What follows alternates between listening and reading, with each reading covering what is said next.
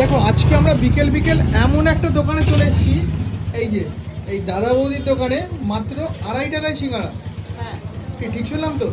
হ্যাঁ একটু দেখাও দেখি। এই রয়েছে কিন্তু সিঙ্গাড়া 2.5 টাকা পিস। মানে কতদিন ধরে বিক্রি করছো 2.5 টাকায়? 8-10 বছর ধরে। আচ্ছা, যখন শুরু করেছিলে দাদা কত থেকে শুরু হয়েছিল?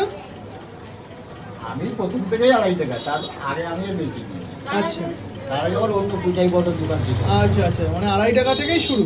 হ্যাঁ, আজকে লঙ্কার চপটা করনি, সেই 2 টাকায় লঙ্কার চপটা আজকে দিই। না এটা পাইনি। আচ্ছা, লঙ্কা পাওয়া যাচ্ছে না নাকি? না লঙ্কা পাই আচ্ছা, আর এইগুলো কি রয়েছে? ওই তো পেঁয়াজি কত করে পিস? 15 টাকা সব 15 টাকা শ। এক এক করে কিন্তু বিভিন্ন টাইপের আইটেম রেডি হচ্ছে।